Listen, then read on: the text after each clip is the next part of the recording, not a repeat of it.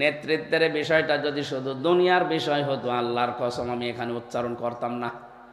আজ নেতা ঠিক নেই, এই কারণে হাজারো মানুষ বিভ্রান্তিতে আছে। সাফ কথা শোনেন, যেই দলের নেতা জাহান্নামে যাবে, ওই দলের যত কর্মী আছে সব তার সাথে জাহান্নামে যাওয়া লাগবে। এটা আমি বানালাম। হ্যাঁ, সূরা হুদ 12 নম্বর পারা 12 নম্বর পৃষ্ঠার 1 নম্বর লাইনের 98 নম্বর আয়াত। যত তাফসির আছে বাংলাদেশে, বাংলা খুলে দেখেন, এইটাই লেখা আছে। আপনি রাগ না করে এই আয়াতগুলো বাড়িতে মিলান। আমি তো আয়াত, পারা, পৃষ্ঠা, লাইন, রুকু সব নাম বলে দিচ্ছি। এরপরেও যদি কারো রাগ হয় তাহলে আয়াত কেটে কোরআন থেকে বাদ দিয়ে দেন। এটা তো পারবেন নাকি? ইয়াকদুমু কওমাহু ইয়াওমাল কিয়ামাতি ফাআওরাদাহুমুন নার ওয়া বিইসাল বিরদুল মাওরুদ। যদি আয়াতটা ফেরাউন সম্পর্কে নাযিল হওয়া, তাফসিরে সব মুফাসসিরে আয়াতের ব্যাপারে একমত যে যে দলের নেতা জাহান্নামে যাবে, ওই দলের যত অনুসারী কর্মী সব তার সাথে জাহান্নামে যাবে। এবার নিজের সাথে মিলান তো, আপনার অবস্থান কোন জায়গায়? আমি বারবার কেন এই শব্দটা বলছি? দুনিয়ার বিষয় হলে শুধু বলতাম না, এটা সম্পর্ক আখিরাতের সাথে। কোরআনে কারীম জানিয়েছে, কিয়ামতের ময়দানে প্রতিটি মানুষকে আল্লাহ যখন বিচারের জন্য ডাকবেন, কাউকে প্রথম নাম্বারে একা একা ডেকে জিজ্ঞাসা করে নেবেন, অকুল্লুহুম আতিহি ইয়াউমাল কিয়ামাতি ফারদা। সূরা মরিয়ম 16 নম্বর পারার 10 নম্বর পৃষ্ঠার 15 নম্বর লাইনের 95 নম্বর আয়াতে আছে যে কিয়ামতে প্রতিটি মানুষকে কিন্তু আল্লাহ বিচার করার জন্য ডাকবে, একজন একজন করে। কয়জন করে? কথা বুঝতেছেন? এই আয়াত থেকে কি প্রমাণ পাওয়া যায় বলেন তো?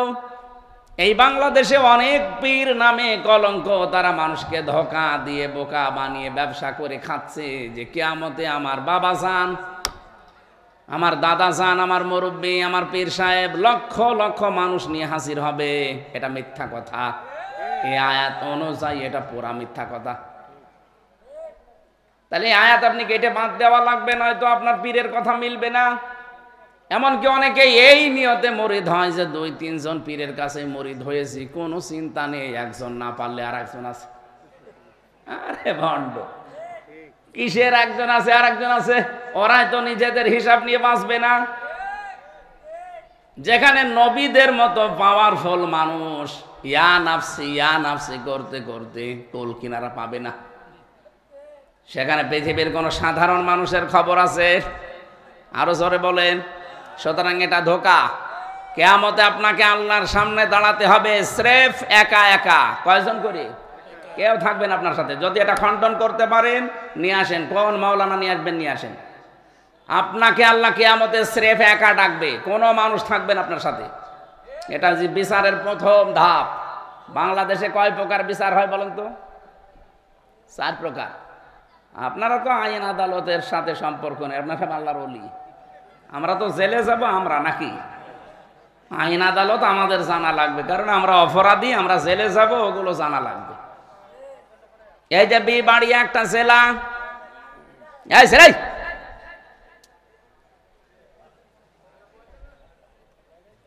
64টা জেলা আছে এরকম এই দেশে। এই বিবাড়িয়া জেলার ম্যাজিস্ট্রেট কোর্ট থেকে যদি আপনার বিরুদ্ধে রায় হয়, আপনি কি বলতে পারবেন আমি মানি না?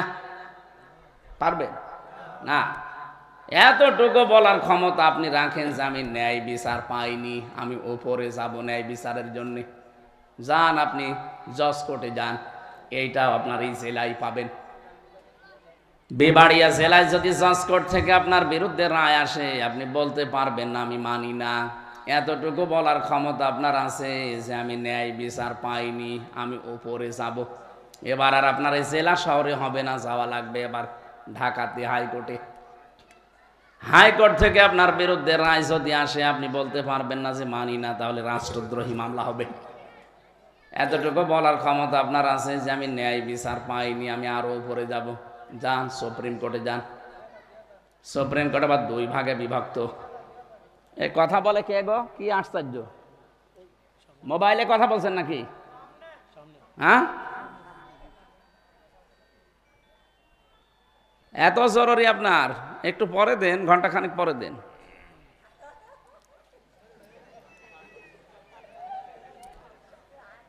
আমার ভাইরা, এদেশের প্রধান বিচারপতি যিনি আছেন, উনি যদি একবার আপনার বিরুদ্ধে রায় দেয়, বলেন তো আপনি শুধু না, এদেশের 18 কোটি মানুষ এটা মেনে নিতে বাধ্য। এ পর্যন্ত ঠিক আছে? 18 কোটি না, এদেশে যদি 100 কোটি মানুষ থাকে, এ দেশের যিনি প্রধান বিচারপতি, উনি একবার রায় দিয়ে দিলে আপনি মেনে নিতে বাধ্য হবেন। না মানলে আপনার জন্য হয় জেলখানা, না এই দেশ থেকে তাড়িয়ে দেবে। এ কথা বলেন না কেন? এ দেশের বিচার ব্যবস্থায় আমরা কয় প্রকার রায় পেলাম? আরো জোরে। আল্লাহ পাক বলেন কিয়ামতে আমিও রায় দেব 2টা। 1 নম্বরে প্রথমে তোকে ডাক দিয়ে একা আমার সামনে হাজির করাবো। তাহলে এই বিচারের প্রথম ধাপে কিন্তু আপনার সাথে কেউ, বলেন না কেন? তাহলে কেউ যদি বলে যে না তোর বাবার সাথে থাকবে, এ পীর সাহেব আছে সাথে, এটা মিথ্যা কথা না? এই কথা বিশ্বাস করে আপনি নিজের কাজ নিজে বাদ দিয়ে বাবার উপরে ছেড়ে দিয়ে ভুল করছেন। এই জন্য ভুল যেন আপনি আর না করেন। বিশ্বনবী মুহাম্মদ রাসূলুল্লাহ সাল্লাল্লাহু আলাইহি ওয়াসাল্লামের মতো এত বড় মানুষ, আল্লাহর পরে যার স্থান, তিনিও নিজের মেয়েকে, নিজের নাতিকে, নিজের ফুফুকে মাঝে মাঝে ডাক দিয়ে বলতেন আমার উপরে ভরসা করে কোনো লাভ নেই। উলমা কুনতু বিদআম মিনার রাসূলি ওয়া মা আদরি মা ইউফআলু বি ওয়ালা বিকুম। আয়াত নাযিল হওয়ার পরেই নবীজি নিজের ফুফুকে ডাকলেন সফিয়া। হে আমার ফুফু সফিয়া, হে আমার নাতি হাসান হুসাইন, হে আমার মেয়ে ফাতেমা। এইমাত্র কোরআনের আয়াত নাযিল হয়েছে যে কিয়ামতে কিন্তু এই পরিচয় কাজ হবে যে আমার নাতি, আমার নানা নবী ছিল, আমার বাবা নবী ছিল, আমার ভাতিজা নবী ছিল। এই ওসিলায় আমি পার পেয়ে যাব না। আমার উপরে কোনো ভরসায় লাভ নেই, নিজের কাজ করো নিজে। বলেন তো, নিজের মেয়েকে, নিজের ফুফুকে, নিজের নাতিকে যদি একটা কথা বলতে পারে যে আমরা কোথায়, 6000 কিলোমিটার দূরে আছি আমরা, তার মদিনা থেকে আমরা আসি এখানে 6000 কিলোমিটার দূরে, তার নিজের আত্মীয় স্বজনকে যদি এ কথা সতর্ক করে, আমাদের জন্য কি আলাদা? আর ভাই, আমি আমার ইমান থেকে কথা বলছি, নিজের সাথে মিলান। এক্ষুনি যদি চোখ বন্ধ হয়ে যায়, বলেন তো, এখন আপনাকে বাড়ি নিয়ে যাবে, মারা গেলেন, বাড়ি নিয়ে গিয়ে যদি বলে আপনার বউ চকির উপরে, খাটের উপরে থাকে, আপনার খাটের নিচে আপনাকে মাটি দেওয়া হবে, কোন বউ আছে রাজি হবে বলেন? অথচ ঘরটার জন্য আপনি দুনিয়া শেষ করে দিয়েছেন। ঘরের ভেতরে শুধু যদি বলা হয় 10 দিন আমরা এখানে রেখে দেব, 1 দিনও রাখতে দেবেন, আপনার যত ভালোবাসার বউ হোক। আল্লাহ বারবার কোরআনে আয়াতটা দিয়েছেন, আমাল হায়াতুদ দুনিয়া ইল্লা মাতাউল গুরুর।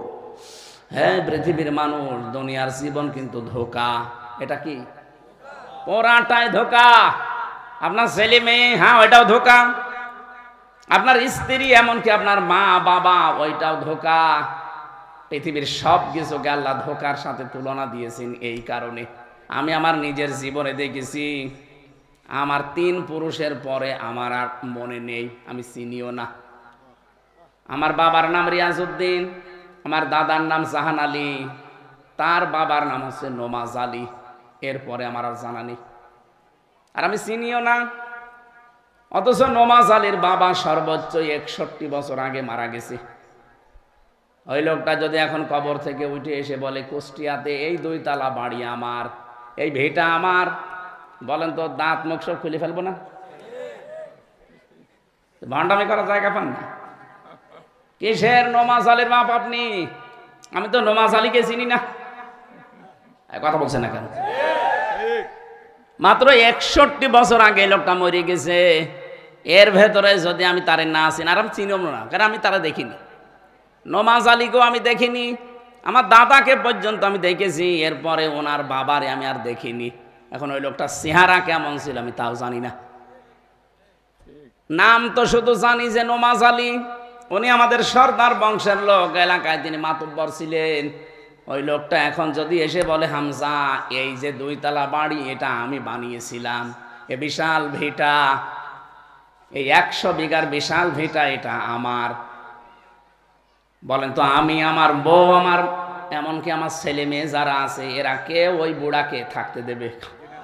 বলবে আপনার যদি জায়গা না হয় তো মসজিদে গিয়ে থাকেন কাজান, সকালবেলা এখান থেকে কেটে পড়বেন। আবার হয়তো ষড়যন্ত্র করে আবার লোকজন নিয়ে আসতে পারে, এই জন্য বলা হবে যে তাড়াতাড়ি এলাকা ছাড়েন, কালকে যেন আপনার চেহারা এলাকায় না দেখি। এইটাই দুনিয়া। এখানে আমরা যারা বসে আছি 100 বছর পরে যদি এখানে কেউ আমরা ফিরে আসি, বলেন তো এই জায়গায় 100 বছর পরে যারা আসবো একজন লোক এখানে পাবেন? যারা আসবে সব নতুন মানুষ, ওরা তো আর আপনাকে চিনি না। মাত্র 100 বছর পরে এসে দেখবেন দুনিয়া পুরা পাল্টিয়ে গেছে। আপনার নিজে এখানে যারা বাস করবে তারা আপনার নিজেরই নাতির নাতির নাতি হবে, কিন্তু তারা চিনবে না। নবীজি নিজের মেয়েকে, নিজের ফুফুকে, নিজের নাতিকে যদি বলতে পারে আমার পরিচয়ে কোনো কাজ হবে না। আমি এটা বারবার বলছি এই কারণে, কারণ এই ব্রাহ্মণবাড়িয়া, কুমিল্লা, এই 2 জেলায় বাংলাদেশে ঝামেলা বেশি। এরা আন্দাজে নাম নিয়েছে আমরা সুন্নি। কিসের সুন্নি আপনি? সুন্নি যদি কেউ দাবি করে এই সুন্নত মানা লাগবে যে নিজের কাজ নিজে করবেন, কারো উপরে ফেলে রাখবেন না। আন্দাজে এক মহাব্বত দেখিয়ে নাম নিয়েছেন সুন্নি। না, সুন্নত তো অনুসরণ করেছে হযরতে তালহা রাদিয়াল্লাহু তাআলা আনহু। নবীজির শরীরটাকে বাঁচাতে নিজের পিঠে 80টা তীর খেয়েছে, এরপরও নবীর শরীরে লাগতে দেয়নি। আর বিশ্ব নবীর আদর্শ গড়াগড়ি যাচ্ছে। এ নবীর একটা আদর্শ বাংলাদেশে কায়েম নেই। আপনি কি করেছেন? একটা তীর তো আপনার বুকে লাগে না। সুতরাং ধোঁকা দিয়েছে, বোকা বানাচ্ছেন আপনি, এটা নিজেও জানেন এবং মানুষও অনেকে জানে, কিন্তু আমরা কিছু বলতে পারছি না। রব্বুল আলামিন বলেন, ওয়া ইন্না মিনহুম লাফারিকান ইয়ালবুনা আলসিনাতাহুম বিল কিতাবি লিতাহসাবুহু মিনাল কিতাব ওয়া ইয়াকুলুনা হুয়া মিন ইনদিল্লাহি ওয়া মা হুয়া মিন ইনদিল্লাহ ওয়া ইয়াকুলুনা আলাল্লাহিল কাযিবা ওয়া হুম ইয়ালামুন। বলেন আল্লাহু আকবার। সূরা আলে ইমরান 78 নম্বর আয়াতে আছে, আল্লাহ তাআলা বলেন মানুষের ভেতরে অনেক আলোচক, বক্তা, ইমাম, খতিব এরকম বক্তব্য দিয়ে থাকে। দেখবেন রং ঢং দিয়ে, জহবা উলট পালট করে, সুর সার দিয়ে এমন কায়দায় কথা বলবে মনে হবে যে কোরআনের কথাই বলছে। তারা নিজেরা বলবে এগুলো আল্লাহ নাযিল করেছে, এগুলো কিতাবে আছে। আল্লাহ বলেন না, এরকম কোনো কথা আমার কিতাবে আমি দেইনি। তারা যা বলে আমার সম্পর্কে ওগুলো মিথ্যা বলে এবং তারা নিজেরা জানেও। এটা সবচাইতে বেশি হয় এই ব্রাহ্মণবাড়িয়া জেলায়। মনে করছেন হুজুর কোনো খবর রাখে না? দেখবেন রং ঢং দিয়ে, জহব্বা উলট পালট করে, সুর সার দিয়ে এমন কায়দায় কথা বলে মনে হচ্ছে যে মনে হয় জিবরাইল এই মাত্র নাজিল করলো। অথচ এরকম কোনো কথা কোরআন হাদিসে নেই। কে বলেছে আপনাকে জিকির করার জন্য শাহ আলী বাবা, কেল্লা বাবা, ফতে বাবা বলতে হবে? কোন জায়গায় আছে বলেন তো? যেখানে আল্লাহর নামের সাথে অন্য কোনো নাম জিকির করা জায়েজ নেই। সূরা ফুরকান 68 নম্বর আয়াতের প্রথম অংশে আছে, 19 নম্বর পারা 4 নম্বর পৃষ্ঠার 13 নম্বর লাইনে পাবেন। আল্লাহ পাক বলেন, আল্লাযীনা লা ইয়াদউনা মা'আল্লাহি ইলাহান আখার। রহমানের বান্দা তো তারা যারা আল্লাহর সাথে অন্য কাউকে ডাকে না। সে যেই হোক, যারা এই ডাক দেয় ইয়া আলী বাবা, শাহ আলী বাবা, কেল্লা বাবা, ফতে বাবা, খাজা বাবা, তাদের শাস্তি আল্লাহ ডবল দেবে। সে বুঝে করুক আর না বুঝে করুক। অনেকে প্রশ্ন আসতে পারে, হুজুর আমি জানতাম না তাই করেছি। আপনি জানতেন না কেন? আপনি যে জানেন না এটা আপনার অপরাধ। কে যেন এই দেশে ছড়িয়েছে যে জানার নাম ইসলাম না মানার নাম ইসলাম, এটা একটা শয়তান। আরে ভাই, আপনি যদি না জানেন তে মানবেন কি? এই জন্য ইসলামের কোন বিধান যদি আপনি জানেন কিন্তু মানেন না, আপনার গোনা হবে একটা। কয়টা বলেন না কেন? কিন্তু জানেনও না মানেনও না, গোনা ডবল হবে। কারণ জানাও ফরজ, মানাও। জানার ফরজ হয়তো আপনার আদায় হয়ে গেছে কিন্তু আপনি মানতে পারেননি, গোনা হবে কয়টা? জানেনও না মানেনও না, জানাও ছিল ফরজ, মানাও ছিল, তাহলে দুইটা ফরজ লঙ্ঘন করলে গোনা কয়টা হবে? সুতরাং যারা আমার এই তাহেরি ভাইয়ের সাথে মিলে কেল্লা বাবা ফতে বাবা জিকির করছেন, জেনে করেন আর না জেনে করেন, আপনার শাস্তি ডবল হবে। যদি বলেন দলিলের পরের আয়াত, দলিল আছে 69 নম্বর আয়াত, ইউদাফ লাহুল আযাব ইয়াউমাল কিয়ামাহ, আল্লাহ বলেন ওদের শাস্তি আমি ডবল দেব। সুতরাং আজকে সিদ্ধান্ত নেওয়া লাগবে, আল্লাহর সাথে আমি অন্য কাউকে আর ডাকবো না। কি কথা বলে বোঝা যায় না? রাসূলুল্লাহর নামে জিকির করা জায়েজ নেই। আপনি রাসূলের নামে দরুদ পড়বেন, কারণ জিকির একটা ইবাদত। কি এই জিকির হবে কার নামে? আরো জোরে বলেন। আজকে থেকে ওরা যদি বলে না কেল্লা বাবা জিকির করা জায়েজ, বলবে আয়াত দেখান, কোন জায়গায় কেল্লার নাম আছে দেখান। কিসের কেল্লা, কিসের ফতে? কিয়ামতে আপনাকে হাজির হওয়া লাগবে আল্লাহর সামনে, স্রেফ একা, কোনো কেল্লা থাকবে না। আর বলে না আমার বাবা আছে। এটা প্রথম ধাপ গেল। দ্বিতীয় ধাপে এবার আল্লাহ ডাকবেন আপনাকে, আর একা ডাকবে না। ইয়াউমা নাদউ কুল্লা উনাসিম বিইমামিহিম, সূরা বানী ইসরাইলের 71 নম্বর আয়াতে আছে, প্রথম অংশে পাবেন। 15 নম্বর পারা 8 নম্বর পৃষ্ঠা 3 নম্বর লাইনে আছে। আল্লাহ বলেন কিয়ামতে এবার আমি আর একা না, তোকে ডাকবো তোর নেতার সাথে। কার সাথে? বলেন বলেন। আমি কি এটা বানিয়ে বলছি? বারবার যে কথা রিপিট করছি এমনি না। কিয়ামতের নেতার সাথে আপনি উঠবেন। আপনি এমন নেতার অনুসরণ করে চলেন যার পা ঠিক মতো মাটিতে রাত 9টার পরে আর পড়ে না, এমন লাল পানি খেয়েছে যে রিকশা ছাড়া বাড়ি যেতে পারে না। এরকম নেতা দেশে নেই? তাল গাছের ধাক্কা দিয়ে বলে মিয়া ভাই সাইড দিয়ে আর কতক্ষণ দাঁড়াবো? এইরকম মানুষের পেছনে আপনি থাকেন। বলেন তো ওই লোকটা যদি কিয়ামতে আপনার সামনে থাকে, তা আপনার কি বিশ্বাস হয় যে আল্লাহ ওরে দেখলে মাফ করবে? ওর চেহারা দেখে তো আল্লাহ রাগ হয়ে যাবে, পেছন পর্যন্ত আল্লাহ তাকাবেই না। বলবে তোর নেতায় যদি এরকম 2 নাম্বার হয়, তুই আরো 3 নাম্বার, এদিকে আয়। নেতৃত্ব দিতে হলে কয়েকটা গুণ মাস্ট বি, লাগবেই। কয়টা? কমপক্ষে 5টা তো লাগবেই, নাই আপনি নেতৃত্ব দিতে পারবেন না। কারণ এটা আখিরাতের সাথে সম্পৃক্ত। শুধু দুনিয়া হলে আমি এটা বলতামই না। প্রথম নাম্বারে নেতা হতে হলে আপনার জ্ঞান লাগবে। এটা বানিয়ে বলছি। সূরা বাকারা 247 নম্বর আয়াত, 2 নাম্বার পারা 19 নাম্বার পৃষ্ঠায় আছে, 13 নাম্বার লাইন, 14 নাম্বার লাইনে আছে। ক্বালা ইন্নাল্লাহা আসতাফাহু আলাইকুম ওয়া যাদাহু বাসতাতান ফিল ইলমি ওয়াল জিসম, ইলা আখিরি আয়াত। রব্বুল আলামিন বলেন অবশ্যই আল্লাহ তোমাদের ভেতরে তাদেরকে মনোনীত করেছেন নেতৃত্ব দেওয়ার জন্য, যাদের শরীরে শক্তি আছে আর যারা জ্ঞানী। আমরা এমন নেতাকে পাই, জ্ঞান বলতে যে এইটার জ্ঞান লাগবে। কোনটা? আপনার কোরআনের জ্ঞান এত তলানিতে।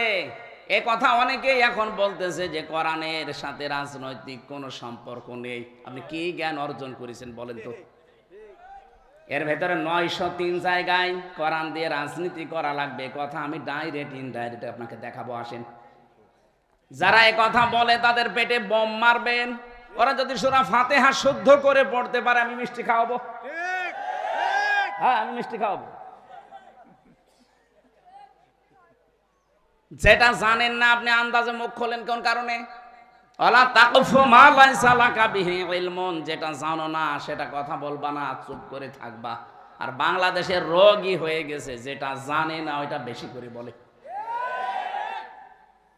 আমার মনে হয় এখন যদি বলি আমার যে মাথা ব্যথা করছে 14টা ডাক্তার এখানে দাঁড়াবে, কেউ বলবে প্যারাসিটামল খান, এই কথা বলছে না কেন? কেউ বলবে শটিং কসিয়াম খান, সিটাক্সিন খান, নাপা খান, কত রকমের বড়ির নাম বলবে। অথবা যারা দাঁড়িয়েছে একটাও কি ডাক্তার? আমি যদি এমবিবিএস ডাক্তারের কাছে যাই, ও কিন্তু একবারে প্যারাসিটামল নাপা না, বলবে দাঁড়ান আপনার প্রেশার ঠিক আছে কিনা দেখি। কথা বলছেন না? এই জন্য যে বিষয়ে যারা জানেন না কথা বলবেন না। আপনি নেতা হতে হলে জ্ঞান অর্জন করা লাগবে। যারা এই বাংলাদেশের 96% মুসলমানের দেশে নেতৃত্ব দিতে চান, আপনাদেরকে আমি আহ্বান জানাচ্ছি, আগামী বছর আসতে আসতে অন্তত কোরআন শরীফের মাতৃভাষায় একবার আপনি শেষ করবেন। কারণ আপনি আমার আখেরাতে সামনে থাকবেন। আপনি এমন কথা কেন বলেন?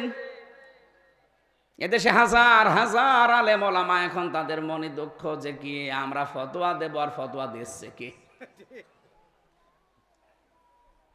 এই জন্য আমরা সাবধান। এখনই আপনাকে থামা লাগবে। যাদের শরীরে শক্তি নেই তারা রাজনীতির দিকে চলে যান, আপনার রাজনীতি করা জায়েজ নেই। আপনি একটা পিঠা খেতে পারবেন না, একটা তাড়া দিলে দৌড়াতে পারবেন না। জিহাদের ময়দানে আপনাকে ডাক দিলে আপনি পেছনে থাকবেন, তা আপনার নেতৃত্ব দেওয়ার দরকার কি? ফেলে ইলমি অল জিসমি, শক্তি লাগবে। এখানে যদিও দাউদ আলাইহিস সালাম এবং তালুত জালুতের ঘটনা এমনি দেয়নি, এর মূল শিক্ষা এটা যে শক্তিশালী হওয়া লাগবে আপনাকে এবং জ্ঞান লাগবে। যে লোকটা বাংলাদেশে এই কথা বলতে পারে আগামীকাল ঈদুল ফিতরের জানাজার নামাজ অনুষ্ঠিত হবে, কিসের জ্ঞান আছে? কোনটা যে জানাজার নামাজ, কোনটা ঈদুল ফিতরের নামাজ তাও জানে না। বিশাল নেতা হয়ে বসে আছে। 2 নম্বরে নেতৃত্ব দিতে হলে আপনাকে গাফেল হওয়া যাবে না। ওয়ালা তুতিউ মান আগফালনা কলবাহু আন যিকরিনা ওয়াত্তাবা'a হাওয়াহু ওয়া কানা আমরুহু ফুরতা। সূরা কাহফের 28 নম্বর আয়াতে আছে, এটা গাফেলদের সম্পর্কে। যারা গাফেল আল্লাহর আয়াত সম্পর্কে, তাদের অনুসরণ করা, তাদের নেতৃত্ব মানা জায়েজ নেই। আমি খুব সংক্ষেপে করছি। 3 নম্বরে যে মানুষগুলো সীমা লঙ্ঘন করে, যে মানুষগুলো সীমা লঙ্ঘন করে, জুলুম করে, এই মানুষগুলোর অনুসরণ করা যাবে না। ওয়ালা তুতিউ আমরাল মুসরিফিন আল্লাযীনা ইউফসিদুনা ফিল আরদি ওয়া লা ইউসলিহুন। এটা সূরা শুআরা 19 নম্বর পারা 12 নম্বর পৃষ্ঠা 4 নম্বর লাইনের 5 নম্বর লাইনে আছে 151-52 নম্বর আয়াত। আল্লাহ বলেন, যারা ইসরাফ করে, অপচয় অপব্যয় করে বেড়ায়, তাদের অনুসরণ করবা না। এমনকি জমিনে যারা বিশৃঙ্খলা তৈরি করে, যারা শান্ত পরিবেশ তৈরি করার জন্য কাজ করে না, এদের অনুসরণ করা যাবে না। আজ বাংলাদেশে বলেন তো, অনুসরণ করার মতো মানুষ আপনি খুঁজে পান না। এদেশে যারা বিশৃঙ্খলা তৈরির জন্য বিভিন্ন ওত পেতে রেখেছে, পায়ে পাড়া দিয়ে যারা ঝগড়া করে, কথা বলছেন না কেন? আল্লাযীনা ইউফসিদুনা ফিল আরদি, জমিনে যারা ফ্যাসাদ সৃষ্টি করার জন্য লাইন ধরে আছে, আপনি কিছুই বলতে যাবেন না, জোর করে পায়ের উপর পাড়া দিয়ে ঝগড়া বাঁধায়। এরকম মানুষ এখন দিন দিন বাড়তেছে। এদের অনুসরণ করা জায়েজ নেই। এখন যদি বলেন না আপনার কথা আমরা মানি না, তাহলে এইটা আর দেওয়ার দরকার নেই। আগামী থেকে আপনি গান দেবেন। ওয়ালা তুতিউ আমরাল মুসরিফিন আল্লাযীনা ইউফসিদুনা ফিল আরদি ওয়া লা ইউসলিহুন। 2 নম্বরে যারা জমিনকে শান্ত নির্মল পরিবেশ তৈরি করার জন্য চেষ্টা চালায় না। আরে ভাই, আপনার বিবেকের উপর কি কুকুরে পেশাব করেছে? একটু ভাবতে পারেন না? এদেশটা কারা শান্ত, এদেশটা কারো নির্মল পরিবেশ তৈরি করার জন্য চেষ্টা চালায়, সে যেই চালাক আপনি তার পেছনে থাকবেন। এটা যারাই চেষ্টা করবে যে দুনিয়াকে আমরা শান্ত করতে চাই, কেউ কারো দেখে আতঙ্কিত হবে না, কেউ কাউকে দেখে চিন্তা করবে না, সবাই মনে করবে এটা আমার আপন। এরকম পরিবেশ যারা তৈরি করতে চায়, সে যেই হোক আপনি তাকে মানবেন, এটাই কোরআনের নির্দেশ। আমি জানি এই কথাগুলো শোনার পরে যারা মুনাফিক তাদের রাগ হবে। আজকের আয়াতে আল্লাহ ওইগুলো জানিয়েছে। হে নবী, হক কথা যখন তুলে ধরবেন দেখবেন মুনাফিকরা তেড়িয়ে আসবে আপনার দিকে। 4 নাম্বারটা বলি, এটা থাক। 4 নাম্বারটা বলি, হ্যাঁ ঠিক বলে, হ্যাঁ বলি আমরা বাড়ি যেতে পারবো তো। সূরা নিসার 34 নাম্বার আয়াত, আর রিজালু কাওয়ামুনা আলান নিসা। আল্লাহ বলেন পুরুষরা হবে গাইডলাইন দাতা আর মেয়েরা হবে তাদের আজ্ঞাবহ। আয়াতের তাফসিরে হাদিস পেয়েছি, নবীজি বলেন লা ইউফলিহা কওমুন, ইউফলিহার আগে লান আছে, অর্থ হবে কখনোই হবে না। এটা মজারে বর্তমান ভবিষ্যৎ, প্রেজেন্ট ফিউচার। এখন হচ্ছে না, ভবিষ্যতেও হবে না। ওই জাতি কখনোই সফল হচ্ছে না, হবে না যে জাতির নেতৃত্বে বসে আছে কোন নারী। এই হাদিসটা এখন আমি কেবল বানালাম, বলেন এটা আমি 100% বিশ্বাস করি। আপনি না 98? এই কথা বলেন না কেন? তাহলে আগামীতে এই দেশে যারা নেতৃত্ব দেবে তারা পুরুষ হওয়া লাগবে, নারী হলে হবে না।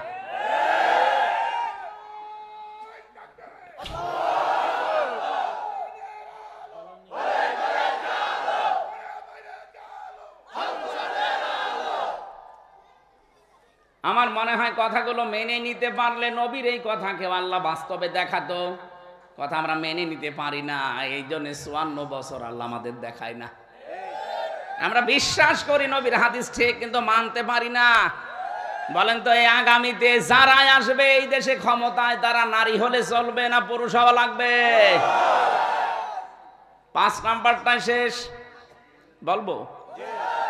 সূরা বাকারা 1 নাম্বার পারা 18 নাম্বার পৃষ্ঠা 3 নাম্বার লাইনের 124 নাম্বার আয়াতে আছে, ওয়াইদ বিতালা ইব্রাহিম রাব্বুহু বিকালিমাতিন ফাতাম্মাহুন্না ক্বালা ইন্নী জাইলুকা লিন-নাসি ইমামা ক্বালা ওয়া মিন যুররিয়্যাতি ক্বালা লা ইয়ানালু আহদিজ যালিমিন।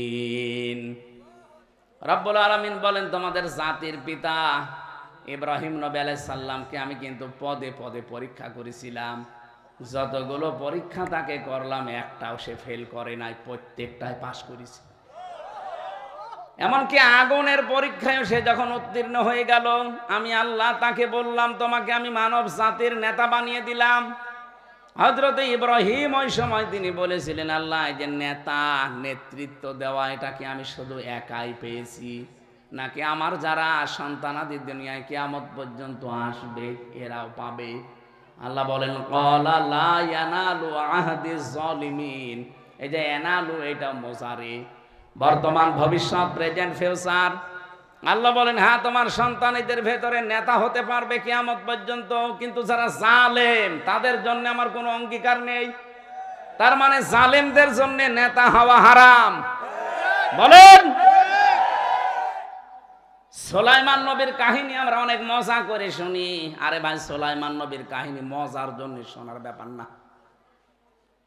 তিনি যখন রাস্তা দিয়ে হাঁটছিলেন, হাত্তা ইযা আতাও আলা ওয়াদিন নামলি ক্বালাত নামলাতু ইয়া আইয়ুহান নামলু দুখুলু মাসাকিনাকুম লা ইয়াহতিমান্নাকুম সুলাইমানু ওয়া জুনুদুহু ওয়া হুম লা ইয়াশউরুন। এদিকে তাকান। হযরত সুলাইমান 3 বাহিনী নিয়ে যাচ্ছিলেন, মানুষ, জিন আর পশু পাখি। হঠাৎ করে দেখলেন রাস্তার পাশে পিপিলিকার একটা ঢিবা, ওই পিপিলিকার ঘর।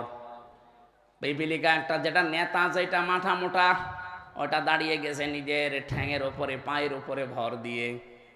নিজের যারা জাতি আছে তাদেরকে আহ্বান জানাচ্ছে যে সুলাইমান আসতেছে, তাড়াতাড়ি করে নিজের নিরাপদ স্থানে বাসায় প্রবেশ করো। হযরত সুলাইমান কথাটা শোনার পরে পিপিলিকা হাতে তুলে নিলেন।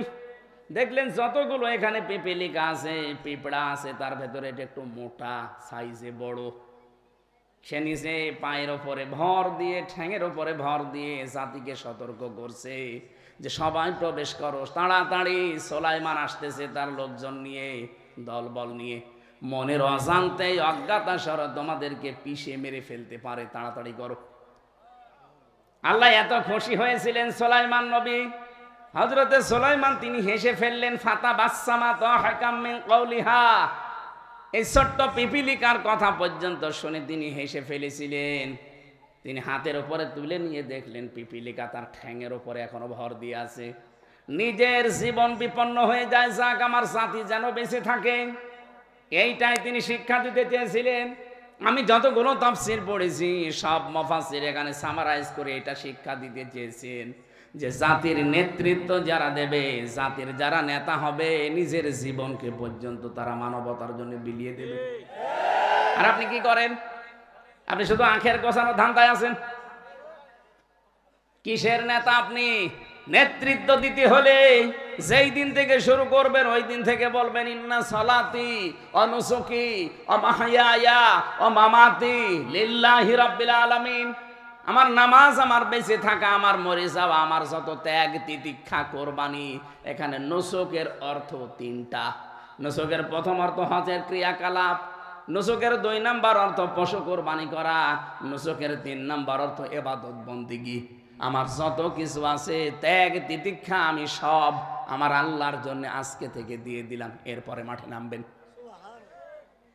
এইরকম 5টি গুণ কমপক্ষে আপনার ভেতরে থাকা লাগবে, এরপরে আপনি নেতৃত্বের এই জায়গায় আসতে পারেন। আমরা যাদেরকে দেখি একটাও নেই, আন্দাজে দাবি করে। এই জন্য রাসূলের এই কোরআনে কারীম যেটা আল্লাহ নাযিল করে তার উপরে জানিয়েছেন আল্লাহ যেন আমাদের সামনে এই 5 গুণের বিশিষ্ট মানুষকে সামনে এনে দেন। সূরা মুনাফিকের 4 নাম্বার আয়াত থেকে আমরা তাফসীর করার জন্য বসেছিলাম। থাকবেন না আপনারা? আমরা তেলাওয়াত করে আরম্ভ করছি। রব্বুল আলামিন বলেন ওয়াইদা রাআইতাহুম তুজিবুকা আজসামুহুম। হে নবী, আপনি মুনাফিকদের একটা বিষয় দেখবেন, তাদের চাকচিক্য চেহারা দেখলে আপনি কিন্তু ভুলে যাবেন। আপনাকে আশ্চর্যান্বিত করে ফেলবে সে তার চেহারা সুরাত দিয়ে।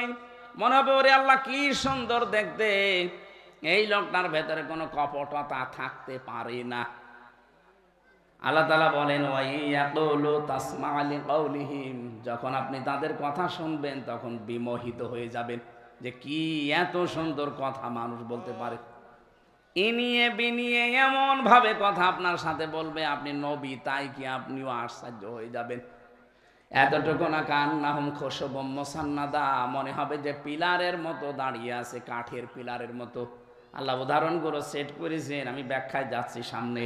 ইয়াহাসাবুনা কুল্লা সাইহাতিন আলাইহিম, তারা ধারণা করবে কুল্লা সাইহাতিন আলাইহিম, তাদের প্রত্যেকে আপনার উপরে বিলা হয়ে যাবে। এটা বাংলায় লেখা দেখলাম বিলা, এটার আরবি কি মানে আঞ্চলিক ভাষায় কি বলে আমি জানি না, মানে আমার মনে হয় যে পাগল হয়ে যাওয়া এরকম কিছু হবে। মানুষ যেন আশ্চর্য হয়ে যাবে আপনাকে দেখলে, ওরা ধারণাও করবে যে ঠিক আছে এ মুহাম্মদ আমাদেরকে আর কিছু বলবে না, বুঝতে পারে নাই। আল্লাহ বলেন হুমুল আদুব্য, তারা কিন্তু তোমার শত্রু। ফাহজারহুম, তাদের থেকে সতর্ক থাকবা। আন্না ইউফাকুন, কোন দিকে তারা ফিরে যাচ্ছে। ওয়াইয়াকুলু ওয়াইদা কিলা লাহুম তাআলাউ ইস্তাগফির লাকুম রাসূলুল্লাহ লাওয়াউ রুউসাহুম ওয়া রাআইতাহুম ইয়াসুদ্দুনা ওয়া হুম মুস্তাকবিরুন। যাদের ভেতরে কপটতা আছে, মুনাফিকের জার্ম আছে, আপনি যখন বলবেন আসো আল্লাহর রাসূলের বিরুদ্ধে অনেক কাজ হয়ে গেছে, আমরা এখন তার কাছে বলি যে আল্লাহর কাছে আপনি আমাদের জন্য ক্ষমা চান।